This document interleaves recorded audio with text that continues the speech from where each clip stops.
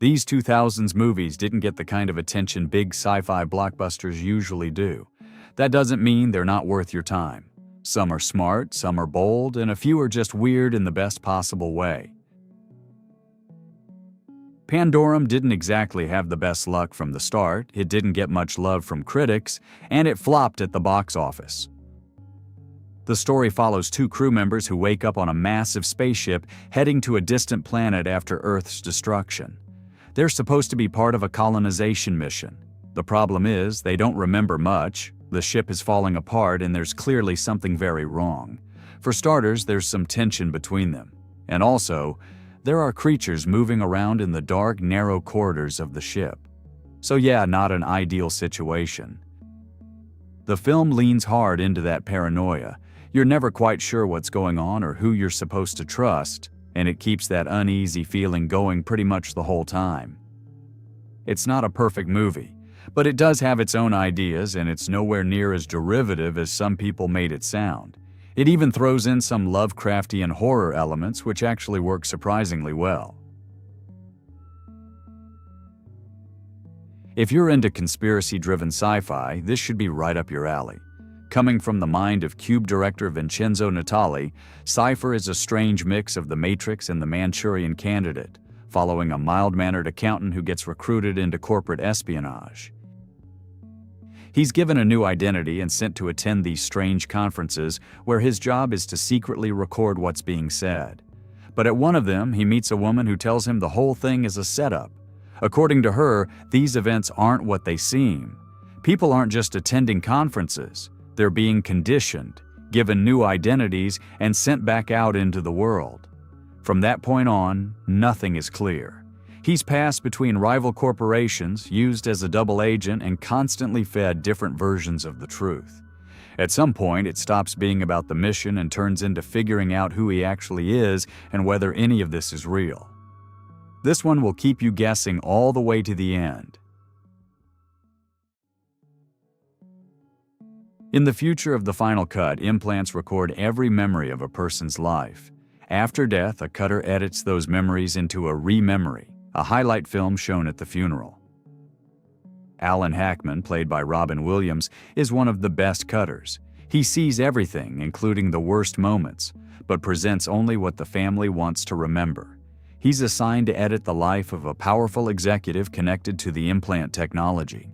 At the same time, a rogue former cutter and a group of radicals want access to those memories to expose what's really going on. While reviewing the footage, Hackman spots the face of a boy he believed died in childhood, forcing him to confront his own past. The film came out in 2004 during a wave of memory-focused sci-fi, but it never received a wide theatrical release and quickly disappeared. That's a shame because the central idea is strong and the film actually follows it through. Robin Williams gives a quiet, controlled performance, and the tone stays restrained and serious from start to finish. Based on Philip K. Dick's 1977 novel, A Scanner Darkly is built around addiction, paranoia, and what that kind of life does to people. The main character, Arctor, is an undercover cop, but the job is twisted from the start because he's assigned to investigate his own alias, a man who's trapped in addiction. The film leans into that identity confusion and does it on purpose. Between the surveillance tech and the constant haze, it keeps you off balance and never lets you feel completely sure what you're watching or who's in control. And the cast is a big reason it works. Keanu Reeves plays confused and brooding really well. Woody Harrelson and Robert Downey Jr. are perfect as paranoid stoners. The Wild Blue Yonder is one of Werner Herzog's strangest projects, an elliptical sci-fi story assembled from recontextualized documentary footage, layered with voiceover narration and intercut with original material. The film centers on a character known simply as the Alien, who claims to have arrived on Earth decades ago from a distant water-covered planet that was devastated by an ice age. He describes trying to build a new community here for his people. Running parallel to that story, an exploratory mission is launched toward the alien's home planet to see if it might be suitable for colonization. When the astronauts eventually return to Earth more than 800 years in the future, they find it abandoned. Herzog constructs the narrative largely from existing footage, shaping it into a new context, a technique he had explored earlier in Lessons of Darkness. Here the scale feels broader, with images of landscapes in the natural world reflecting on humanity's impact and reinforcing the film's melancholic tone. It's unconventional even by Herzog standards, but that's exactly what makes it stand out. The Man from Earth started life decades before it was filmed. The script was originally written by genre veteran Jerome Bixby in the 1960s and was only completed on his deathbed in 1998. Made on a tiny $200,000 budget, the film centers on a university professor, played by David Lee Smith, who claims he is 14,000 years old. Most of the story unfolds in one room as he tries to convince his colleagues that he has lived through human history. Before its official release, a pirated copy leaked online. It didn't really hurt the film. If anything, it gave it a bit of extra visibility, but it still never became a big hit. One of the best sci-fi thrillers of the 2000s, Timecrimes may have slightly contrived opening and closing beats, and writer-director Nacho Vigalondo definitely cares more about structure than emotional depth, but it's still a tightly constructed and genuinely tense piece of science fiction. The plot is deceptively simple. An ordinary man named Hector, played by Cara Elahalda, is moving into a new house with his wife when he spots a naked girl in the nearby woods through a pair of binoculars. Curious, he goes to investigate, only to find the same girl lying on a rock.